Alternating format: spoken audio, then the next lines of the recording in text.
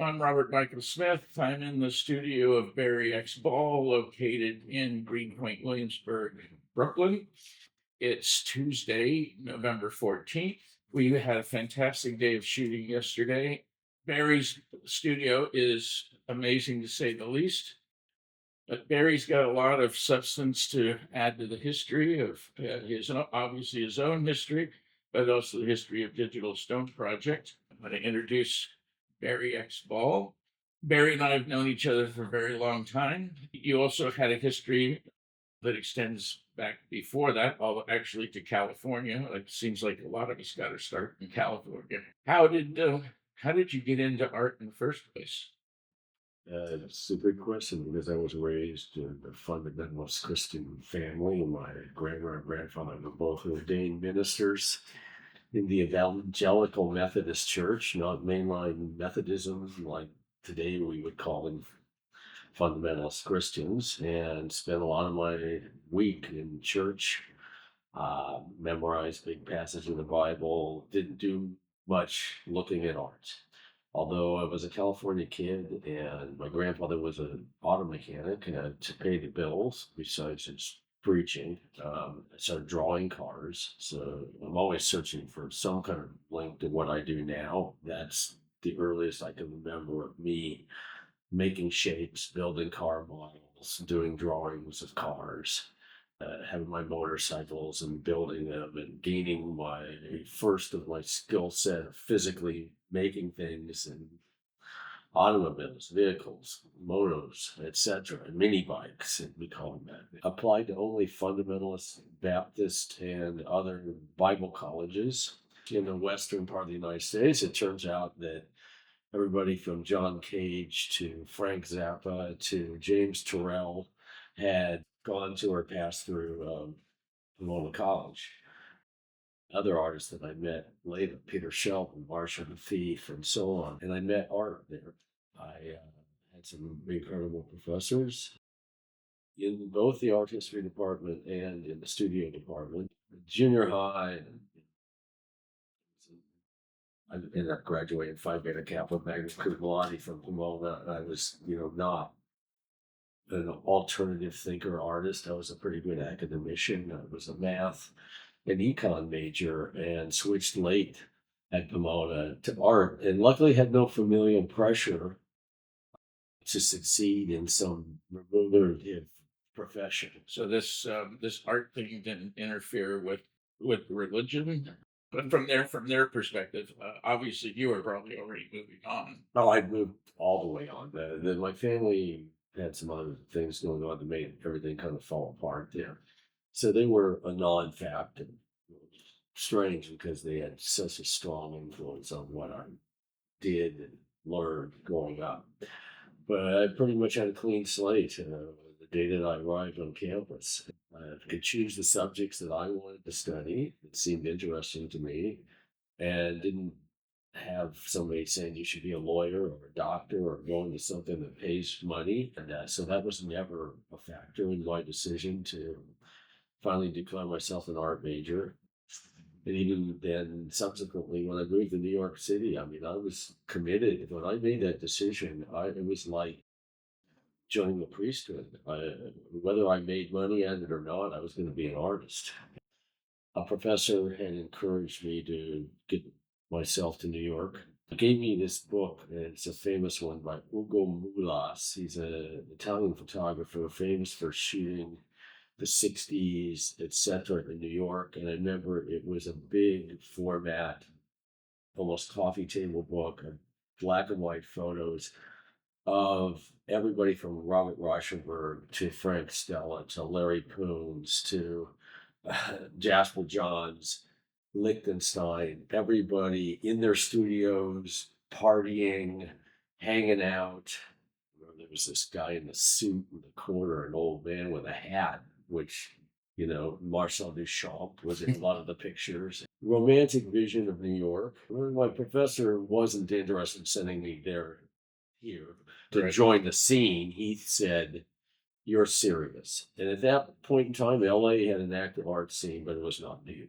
When I got here in the late 70s, I drove across country in my VW bus, had all my possessions in and arrived with 100 and some bucks. And, it was late 70s, 78. So we're talking post minimalism, who were the big artists of the moment.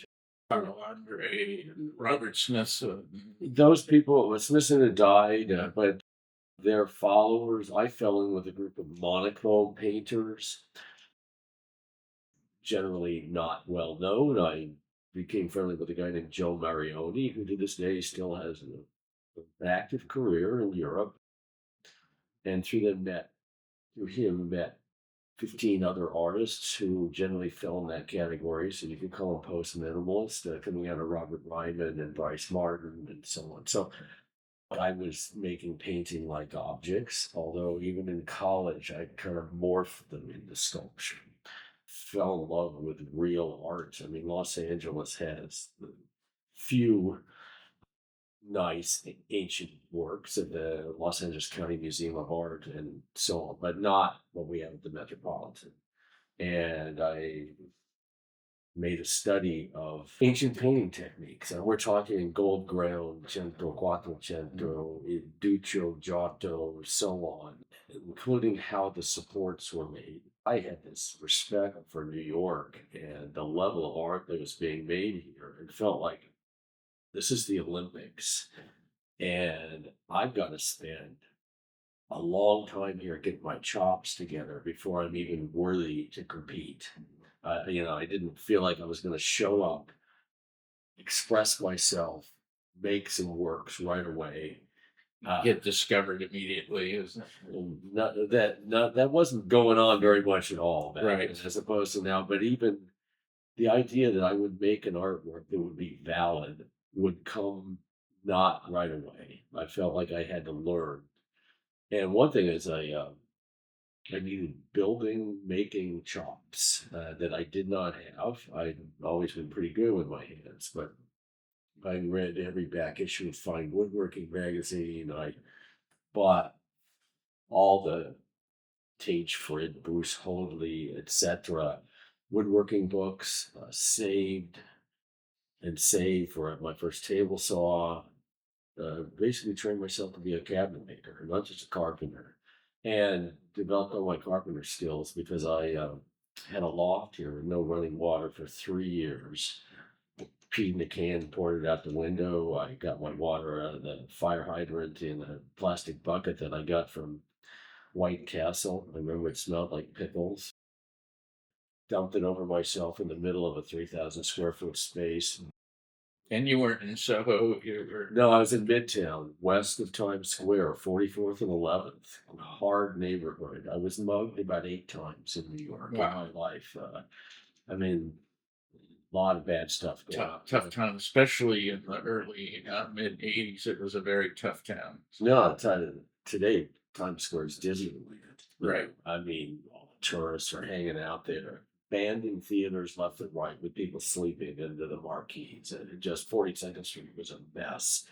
And, I got thrown into a old school telephone booth by 2 people and, rifled through my pockets. It was that kind of a neighborhood where, what just wasn't safe to go. And here I'm living there as a skinny little kid by myself. I also started reading books on how to do sheetrock, plumbing, electrical. The U.S. Gypsum book, I remember, the Sunset book of home wiring. And slowly, as I say, my money bought the equipment, start building my walls. I had to save $3,000 to poke through the floor to bring water from the floor below up to mine, and learn to do no-hub plumbing and copper, obviously, and then the wiring. All skills that help my just general knowledge of the world that we live in. If you're going to attach art to walls, it's nice to know how they're made. Do installations all over the world with wiring, and I didn't realize those skills, just that I was making my living environment, actually proved really useful. And even when finally designing and building the studio, my staff and I, did a lot of the finish work. here. The skill set about making things seemed less and less applicable to painting. I started building the supports elaborately out of wood, and how the work was attached to the wall, floated in front of it. Those were minimalist concerns. Judd and people had talked about that. I just started paying more attention to the object. And by the way, by 1986, I had a work or two in a show, and it happened suddenly for me. I mean, in a one-person show, and everything sold. I remember talking to the gallerist. Work was cheap back then. Is, can you keep this going? Because I'm going to quit this jobs that I'd had. I was a messenger with a truck. I always had a vehicle. My VW bus burned out. I had two brand new Nissan pickups that I put 40 to 50,000 miles a year on, delivering aircraft parts, running around like a rat in a maze in Midtown Manhattan for 8 years. And I was able to quit the job and never look back. The year my wife and I got married, knew my wife from high school in California, and she was even better student than me. She ended up graduating #1 in her class from Harvard Medical School as a professor at Weill Cornell School, and a surgeon at Memorial Sloan Kettering. And, we've got two kids, 31 and 27. And So you did what we were taught to do in art school. You're supposed to marry well. really, I didn't know that was. That's actually the #1 lesson is marry well. Well, But if you're not a trust fund baby. well, the key to my whole life has been the marriage to my wife. I mean, it's been an incredible financial base, even though no money from home has come to support the studio for decades now. I had a stable, solid life, personal life, to build my art on. I never had enough money to drink in a bar, I remember. So you never had to worry about bar fights, like the abstract expressionists. No, and I never really spent that much time hanging out. I I felt like I had this job to do to teach myself to be an artist, You and were an art monk. pretty much living by myself, and developing my skill set, and making work very slowly. I just did an inventory. I have a database that shows every artwork I've ever made, and I have produced at a rate of less than 7 works a year for my entire life. So it's not very much. Now we're doing works that have 10,000 hours of handwork and require many assistants. And we're still, even though I've got a lot of people working down there, the number of artworks we make per year is low. I seem to be capping out at 7, and just make them bigger and more involved to keep that low. No, actually, we've had years lately, we've made 15 and 20 with all that, depending on the size of the sculpture. To move quickly so we can get to talking about stone and the digital stone project and how that happened. In 1988, my friend, still my buddy's coming to celebrate Thanksgiving, the Alan Hallberg, became a lawyer and then worked for a lot of companies, including Apple Computer. And when he was with Apple, there was a program called Apple Seed, and they were giving computers to artists to see what we would do with them. And he got me a Mac 2X, I remember. It's one of their first 2-box computers with a CPU and the monitor. Right. And just I started playing with it. In '88, pretty early. I had done all my drawings, drafting, very CAD-like. I'd had a fantastic teacher in 8th grade in woodshop who demanded that we do the classic perspective and 3-view Right. drawing, and I'd done it that way. And I remember, like, when I got this, it had Claris CAD in it, was Apple's brand of software, and I forced myself to do my first drawing for a work I was making in the computer and never looked back. And so that I started with 2D CAD drawing in the late '80s, and had shows, Europe a lot, New York, with galleries. My work was kind of, I guess could be defined as minimal. It was becoming farther and farther from the wall, and officially in the early 90s, I did the first works that were in the middle of the room. They were suspended from cables. I'd been playing, even with my paintings, with different ways to attach them to the wall, cables in front of the wall, and so on. So I was, I guess, officially a sculptor from that point forward, and I wasn't spreading a liquid on top of it. So I was not a painter in any stretch of the imagination. My shop got more and more sophisticated. I built a Bridgeport milling machine. When I say built, I bought it, but added 4-axis digital readout and power feeds, and started, translating my CAD drawings into 3D space. And then was just interested in what was going on in the digital space. Was also having kind of a crisis moment with the work that I was doing. I felt like it reached this insular self-referential end. I was interested in kind of doing something that was radically different, not based on my skill set, at least not completely, something that would push me. I started to think about the human head as the ultimate curved surface. And I didn't have traditional figurative training. I had a drawing class and Pomona College and a painting class, and we did the figure and the model. It wasn't my favorite part of that. I even asked to skim out on the last half of that, and my professor luckily let me do whatever I wanted as long as I avidly pursued it.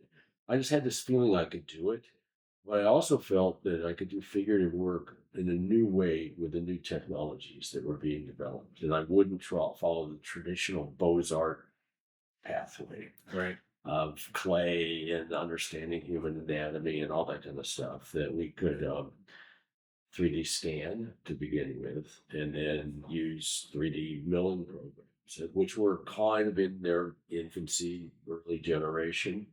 And I initially went to Los Angeles, which was one of the few places you could 3D scan a human back in the day for Was special that effects. Cyber? Cyber FX was the name Cyber of the FX. company, and they had a really head scanner and a full body scanner. And I remember at their studio, they also had a little Bridgeport derived 3D milling machine, and they were making heads of the action figures like Bruce Willis and Yeah. Arnold Schwarzenegger and so Yeah, on. all the early special effects films, they were one of the suppliers. Yeah, they were running Sun Microsystems workstations. I went and got myself scanned, screaming, I remember. And it's a portrait I use to this day in various of my works. I shaved my head and went out there and, did these scans. And That's dedicated because it's lousy at scanning hair. So yeah. you got to shave your hair if you really want to get a good one. Yeah, if you want to get your head, and I just kind of felt like it was part You of wanted the form. Yeah, and I wanted it was also part of that monastic commitment. I'm in all the way here. I'm not fooling around. Yeah, and that's very monkish to shave your head. Yeah. I had actually, believe it or not, I had a tonsure at one point during my early New York years, like a monk. I really, one thing I didn't say here is, I started getting into ancient art in a big way, and it was linked to the Catholic Church. And I did make my first trips to Europe and was worshiping the art in the churches and the museums. The Catholics were the enemy of the fundamentalists that I was raised by. Of course. And this was like this weird transgressive Because they saw it the opposite way. You guys were the heathens coming through the door. They were supposed to be there. Yeah, exactly. I was raised Catholic, so I know it's like, we're the only religion that, of course, except with all the others that exist. Yeah, it's very funny. My grandparents who raised me, never drove by a Catholic church and didn't say nasty things about it. Sure. And I remember my brothers and I are like, okay, we've heard that Catholic priests and nuns are doing terrible things in there. We've heard this story, Grandma and Grandpa. They would. It was like that was what I knew. I'd never set foot in one of those. The cathedrals of Europe were the sound stages of their time. Well, they had all the 5 senses going on. True multimedia. Yeah, and move on into the Baroque and later this crazy theatricality that was impressive even now. It must have dazzled everybody back then. Oh yeah, it was magic. Yeah, I mean I would say that the Gothic cathedrals were the moonshot of their time. Just the technology and everything to build those things was incredible. It became a big part of my art too. And shaving my head in a tonsure was kind of a sign of my dedication to this. And I think I've always had that. I'm throwing everything at this. I'm in all the way. It's all I do. I work 7 days a week, 14 hours a day. I believe in art. It's not, and actually, I don't believe that the process itself needs to be pleasurable. I'm interested in results. And if it takes me licking the floor all day long to get the results I want to get, okay.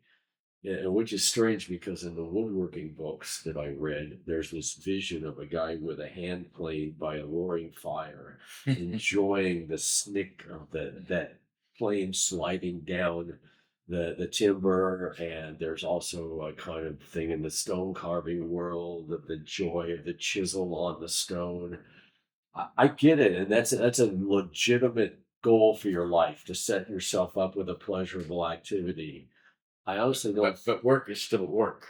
Yeah, and I honestly don't think the great achievements of art were created by people who were in some mystical, wonderful state. They were talking. Read Michelangelo's writing during the creation of the ceiling. I mean, his back was killing him.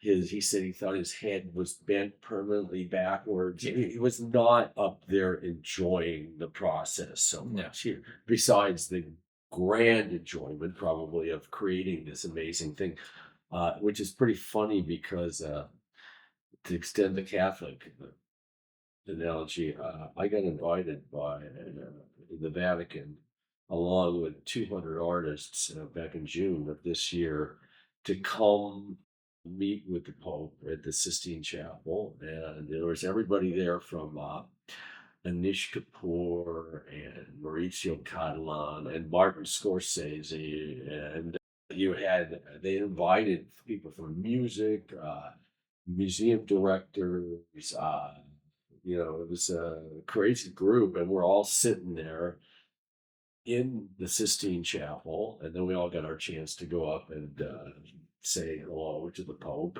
and which was, it was actually a really moving day. I was talking to Laurie Anderson afterwards out in the hallway, and she was like, this was pretty great. Well, now I have a much clearer idea why you chose to do a portrait of the Pope. Yes. It's like, that's an interesting choice at this time. Interesting. I mean, I was commissioned actually by a very great friend of mine, and they should stay anonymous. But they are a big modern and contemporary art supporter and collector. My biggest supporter of my studio, and also have a strong connection to the Catholic Church. One of their sons was a priest, and through that, I was commissioned actually by them to do that portrait. They commissioned 4 contemporary artists. One of them, Wolfgang Leib, well-known, minimalist German artist. All of us to do reliquaries, and I chose silver for that because reliquaries, which contain relics of saints, were in silver. Yeah. We are going to gold plate piece that you saw downstairs because the silver will tarnish. Right. And gold is still also very popular with Catholics too. So. Gold's, yeah. With everybody. Blingy gold is always going to be gold. It's amazing stuff. Yeah, this I'm not a Catholic. I actually tried to become one here in New York because I thought it would fit. And I've been going the opposite direction. Yeah, you've been trying. I'm a failed Catholic and proud of it. So, well, I never made it there. There were some kind nuns who gave me books, and I went to a couple classes and so on. And I think I had my own spiritual experience there, more around the art and so on, and not necessarily celebrating Mass and doing that whole thing. But I've been only to Catholic churches in recent years. I went to through some relatives to a couple of fundamentalist Christian churches, and I'm just like horrified. I can barely keep myself in the seat by what's coming out of the mouth of the ministers. That very overtly political in the middle of a sermon, and I'm like looking around. I go, really? Is everybody of accord here with this crap? And Unfortunately, we are. The Civil War is coming.